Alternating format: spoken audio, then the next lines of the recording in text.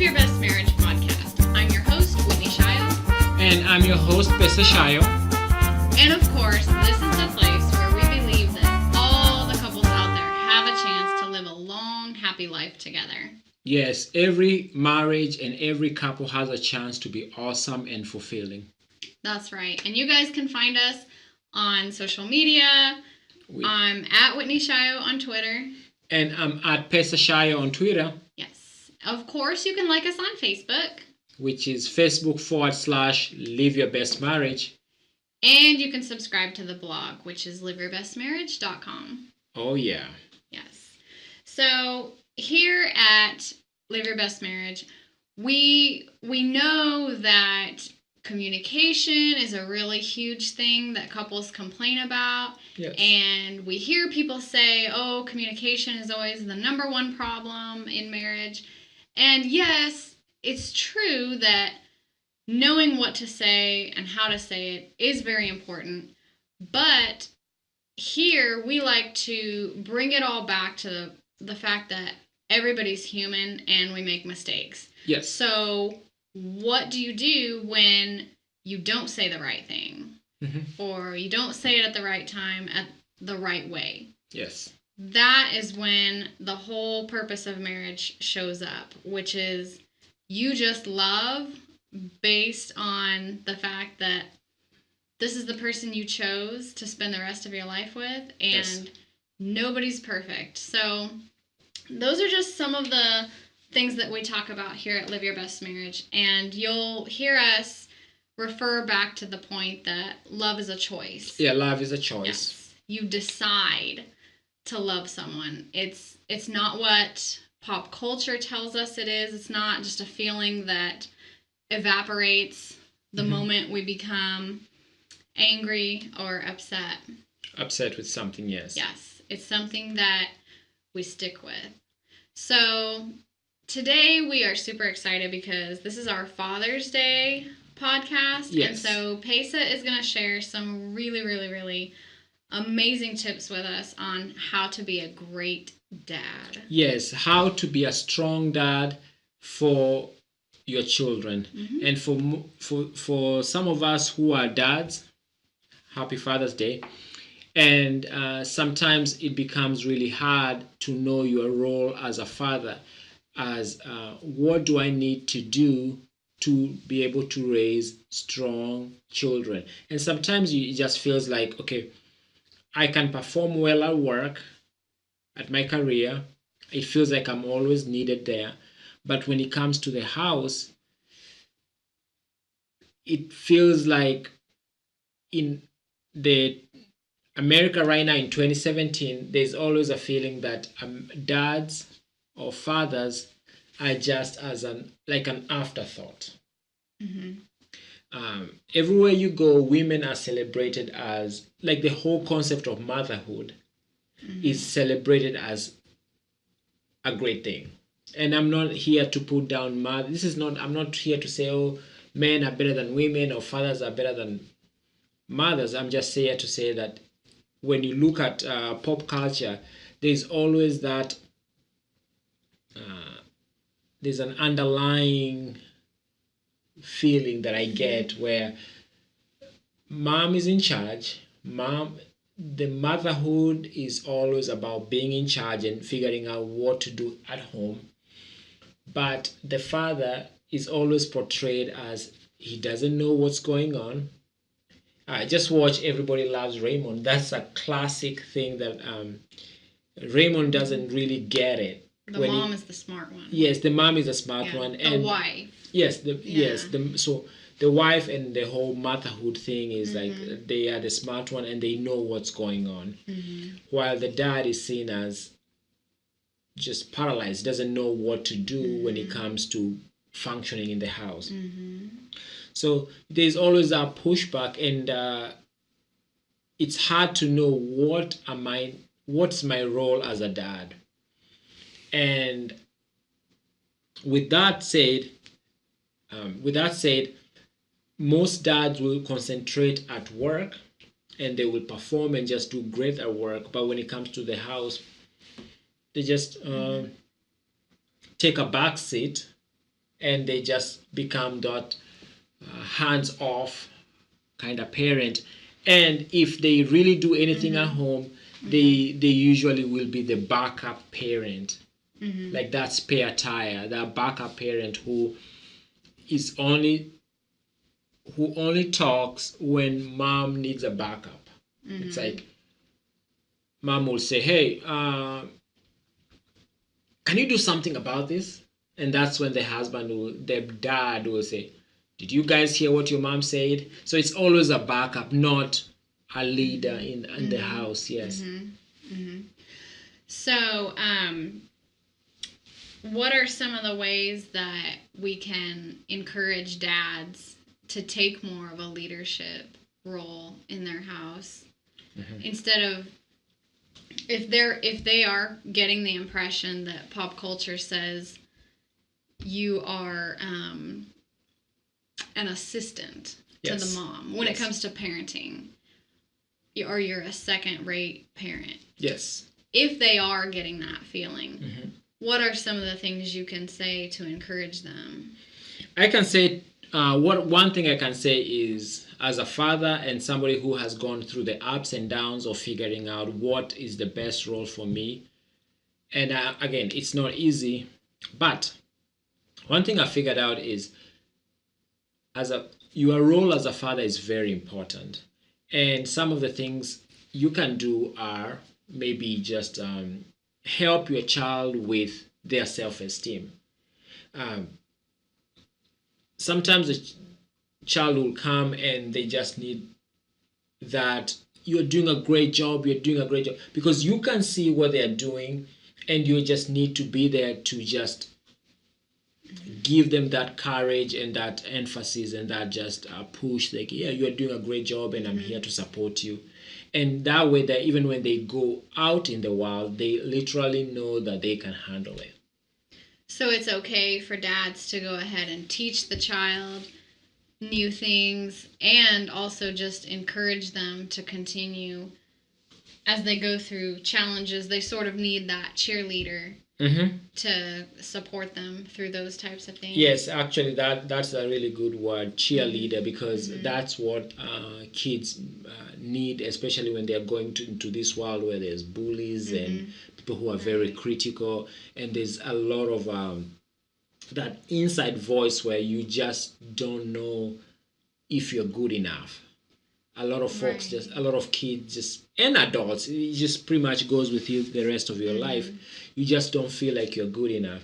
And dads, I feel like dads can play a really great role to encourage their children to build up their self-esteem so that they can have that person who they know is always on their side. So another thing also the dads can do is help model the house to be a safe place for the kids and the wife, so that if anything happens when the kids are out in the world, grown-up kids or whatever, they know they can always come back to the house, which is always their safe zone. Yes. So they'll know that no matter what kind of choices they make, or just whatever happens, whatever they're having struggles with, mom and dad are going to support them. Yes, mom and dad will support them, and just make sure that the house at home, just make sure the home is a safe place for the kids. Right. So one thing that I've heard is discipline. Just the word discipline doesn't really mean so much to punish, but it means to give careful instruction. Yes. But one thing that I've read a lot about is it is extremely hard to give someone careful instruction if there's no relationship. There's no relationship. And not to cut you short, but for a lot of times in our culture, dads are seen as the backup to give discipline. So it's like the dad will be the one being called to be able to discipline the children. Yeah. But if you don't have a relationship with that child, there is no discipline you can do. There will just be pushback. And it, as you have said, it's more to teach, and without having a bond to begin with, you wouldn't be able to really help them understand where you're coming from and why you are actually trying to correct their mistakes or just correct what they're doing. Right. Yes. So it'll be a lot harder to get through to them. Very, very hard. If you guys don't really have much of a bond. Yes. To begin with. Yes. And a lot of I'm just looking here for more tips. Yes. And a lot of dads are afraid because it feels like when it comes to a lot of communication and comes to a lot of just having that bond with the children, the mom has already taken care of that. Right. And sometimes moms also can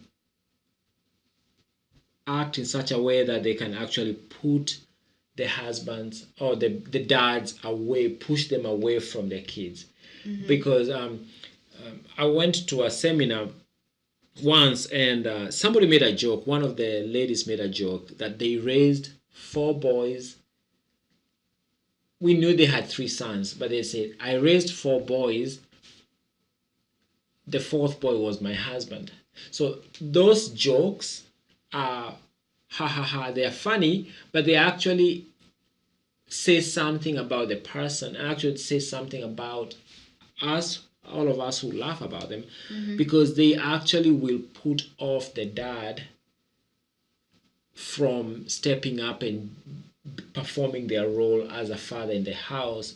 They will just because they feel like they're children, they're part of the kids in the house.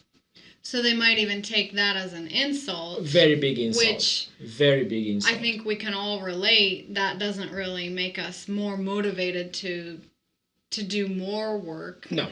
You're less likely to cooperate not cooperate, but you're less likely to, give it your all if people are already doubting you and saying that you're really, you don't really have much to offer. Yeah, and even just think about it, like if you had a job and your boss is treating you as a child, you won't be really excited about that. And here, you won't be excited. And just by what the Bible says and what we should be doing is, we are not moving from mom is quote unquote in charge to have the dad is in charge. No, we are not trying to do that. We are trying to have both the husband and the wife, the mom and the dad, to work as partnership.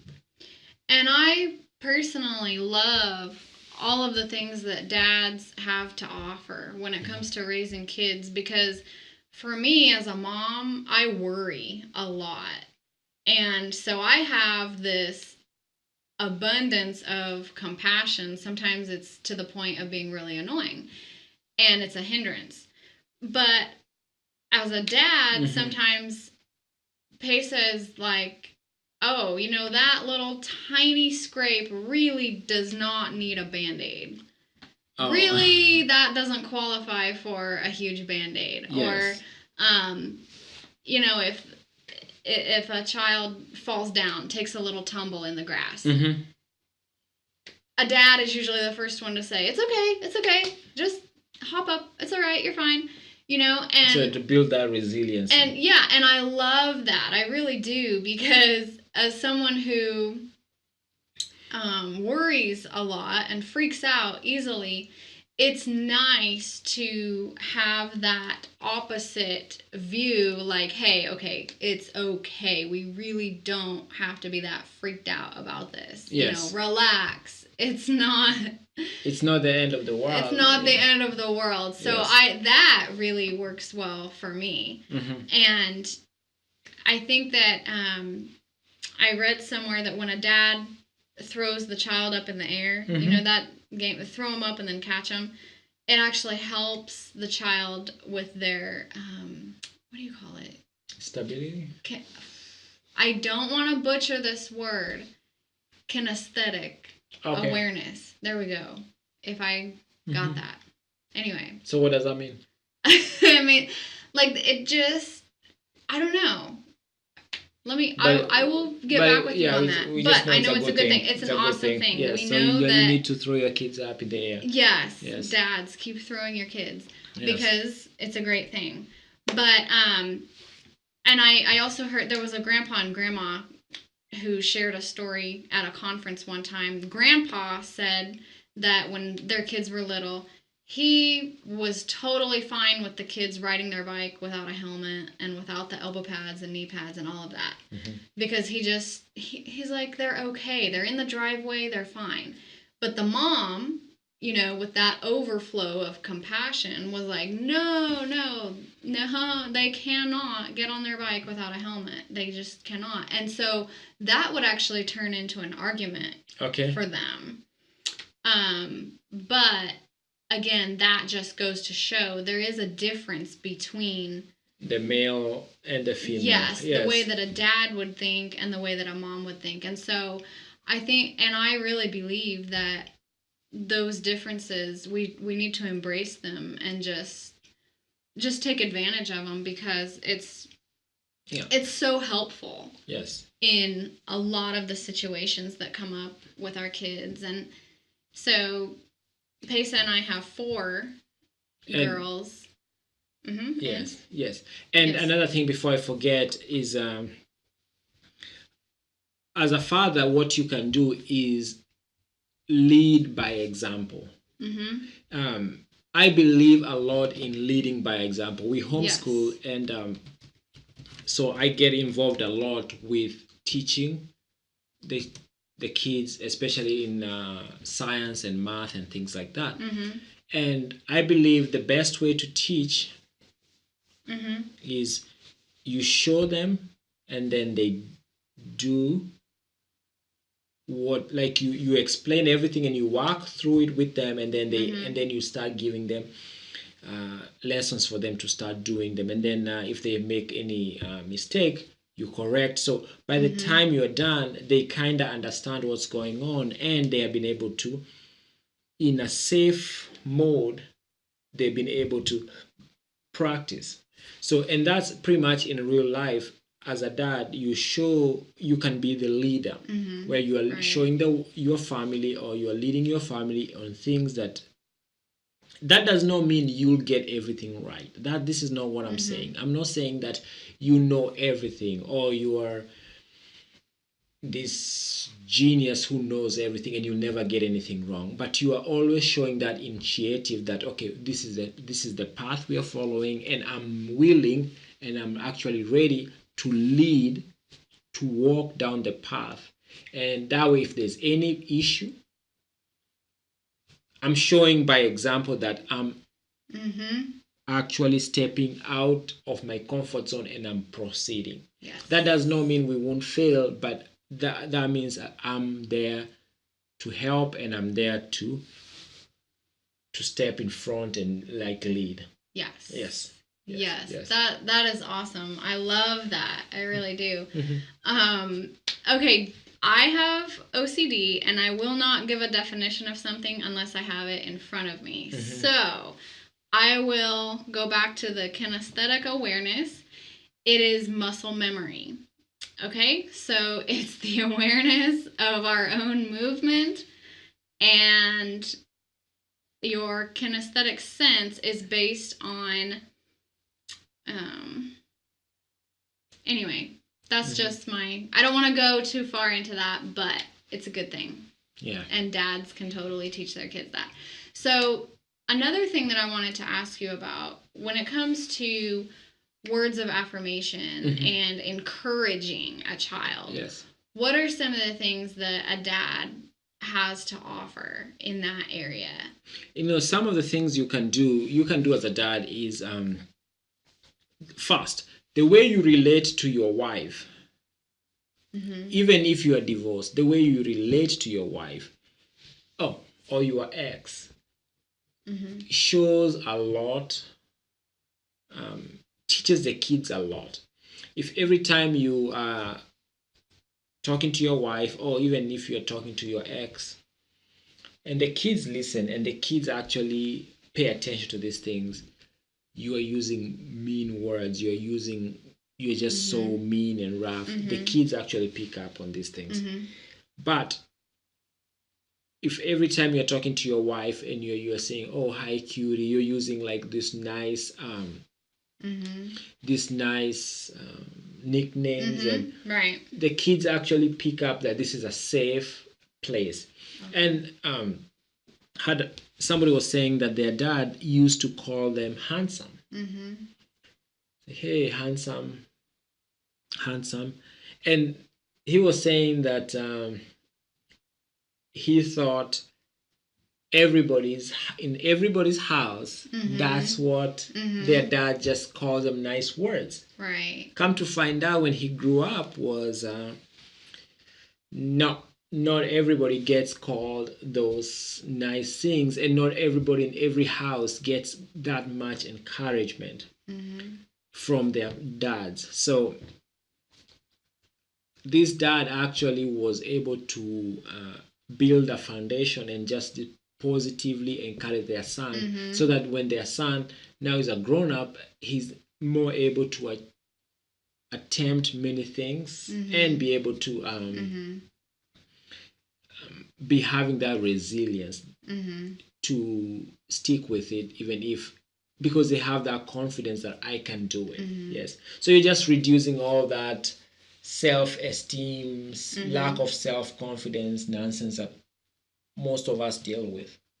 So the fact that a dad can actually just use something as simple as a nickname. Yeah, like a positive nickname. Just positive things that can actually help with the child's self-esteem, and just I think that's a really, really great example when you mentioned that if they hear dad calling mom a nice name. I think that really just is a huge example, because that's something that they'll see every day at home. Yes. And so they'll even notice the difference when they're around other people, when they go to school or they're in other environments. They'll notice if other people are doing that, or if this is something that only happens at home. And because I just think that's such a great thing when they truly feel as though home is a positive, like a safe place. Safe place. It's where you can be yourself, and where you are not going there to be judged. It's actually a really nice, safe place. Yes. Good vibes. And so it can be done in a way that the child does not constantly seek approval from the parents. Like, what do you mean? There are some adults even that I know of who, if a parent says something rude or insulting, they just feel like, oh man, I don't measure up. They just feel like they have to keep going back for approval from their parents. Okay. How is that something that can be avoided? I just feel like, as dads, if you can just be reassuring to your kids. Some kids, and I'm not a psychologist here, and I'm not a psychologist, but I know that from my experience in life, that there are some kids whose personality is that they're just, I'll just call it needy. They just need that constant reassurance.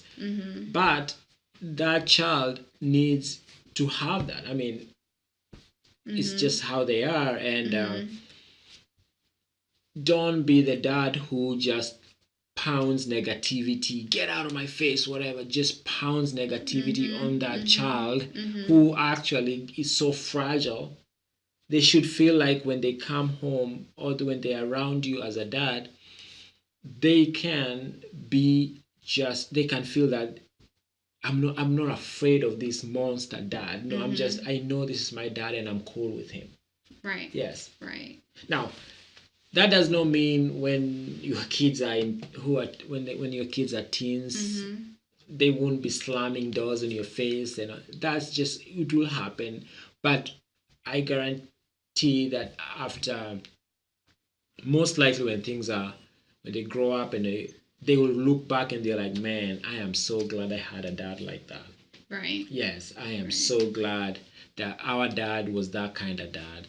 We went fishing, we went to picnics. I was so afraid, I was so happy to have him around. He helped me with my math. He just, the kids will always, I've had a lot of stories from folks who are like older than me, and they are telling me what their dads did. And their dads were, I mean, this was in the 50s and 40s, like way back when. They were not even into this fatherhood and all that stuff, but they still were able to instill these positive feelings to their kids. Yes.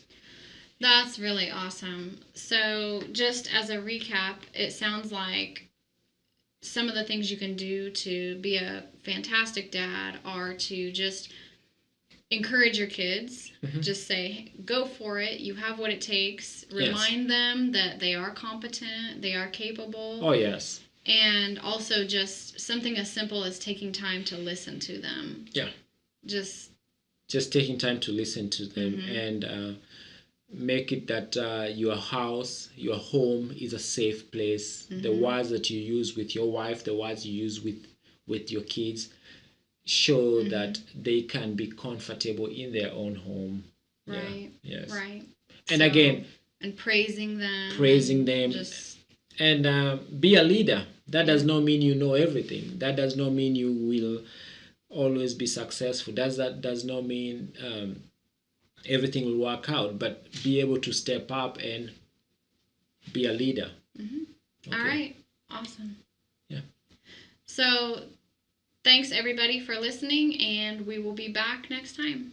Bye, and God bless. Are you tired of being upset, lonely, feeling empty, or just plain frustrated with your marriage? And no matter how hard you try, you're not getting anywhere, just going in circles? No matter how much you try to make time for one another in your schedule, or how many times you say, I'm sorry, Pesa and I have put together 99 ideas to help you connect with that one special person, so that things can start to be more like the way they were before everyday life got in the way and caused the two of you to drift apart. We want you to have 99 ways to show love to your spouse, absolutely free.